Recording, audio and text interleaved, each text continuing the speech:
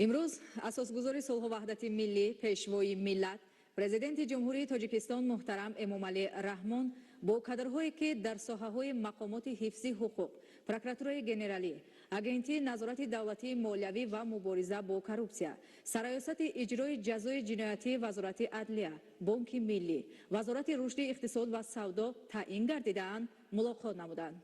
با فرمانهای پرزیدنت جمهوری تاجیکستان طالبزاده فردوس و یعقوبزاده میرحیات به وظیفه‌های معاونان رئیس بانک ملی تاجیکستان تعیین گردیدند. واسیدیان فرهاد با قرار حکومت جمهوری تاجیکستان معاون وزیر رشد اقتصاد و سودا تعیین کرده شد. سرداران ریاست‌های اگنتی نظارت دولتی مالیوی و مبارزه با کروپسیا در ولایت مختار کوهستانی بدخشان، ولایت ختلان و دیگر ریاست‌های دستگاه مرکزی اگنتی مذکور از حساب کادرهای جوان و با تجربه تعیین گردیدند. با وظیفه پروکورور ولایت مختار کوهستانی بدخشان، پروکوروران ناحیه‌های رشت، سنگوار، خاولین، میر سعید علی حمدانی، باباجان غفورов و ناحیه شاه منصور شهر دوشنبه کارمندان سابقه‌دار و صاحب تجربه تعیین شدند.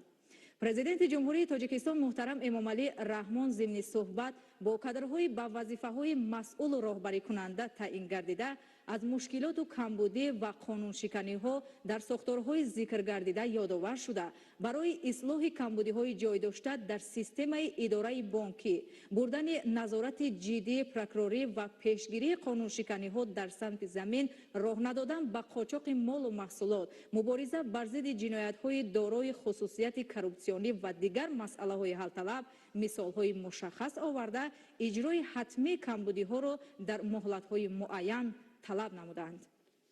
فرمان پرزیدنت جمهوری تاجیکستان درباره معاون رئیس بانک ملی تاجیکستان تعیین نمودن یعقوبزاده مطابق ماده 69 کنستیتوسیای جمهوری تاجیکستان فرمان می‌دهم یعقوبزاده میرحیات میرابید معاون رئیس بانک ملی تاجیکستان تعیین کرده شود.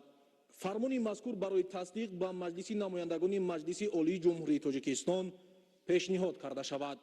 پرزیدنت جمهوری تاجیکستان امامعلی رحمان شهر دوشنبه 18 ینوار سال 2021.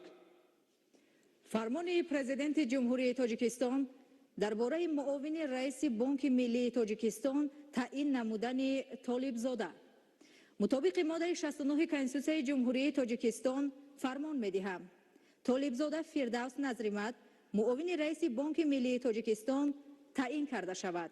فرمان مذکور برای تصدیق به مجلس نمایندگان مجلس عالی جمهوری تاجیکستان پیشنهاد کرده شود. پرزیدنت جمهوری تاجیکستان امامعلی رحمان شهر دوشنبه 18 ینوار سال 2021. فرمان پرزیدنت جمهوری تاجیکستان درباره از وظیفه رئیس سود ناحیه باباجان غفوروی ولایت سوخت آزاد نمودن برهانیان مطابق ماده 69 کنستیتوسیای جمهوری تاجیکستان فرمان می‌دهم برهانیان معروف جان از وظیفه رئیس سود ناحیه باباجان غفوروی ولایت سوخت آزاد کرده شود. پرزیدنت جمهوری تاجیکستان امامعلی رحمان شهر دوشنبه 18 ینوار سال 2021. قرار حکومت جمهوری تاجیکستان از 18 ینوار سال 2021 درباره معاون وزیر رشد اقتصاد و سودای جمهوری تاجیکستان تعیین نمودن واسیدیان. حکومت جمهوری تاجیکستان قرار می‌کند واسیدیان فرهاد سعدالله معاون وزیر رشد اقتصاد و سودای جمهوری تاجیکستان تعیین کرده شود. رئیس حکومت جمهوری تاجیکستان امامعلی رحمان. امر پرزیدنت جمهوری تاجیکستان شریفزاده عبدولی قربانعلی با سبب به کار دیگر گذاشتن از وظیفه دیرکتور مؤسسه دولتی آثارخانه ملی تاجیکستان آزاد کرده شود.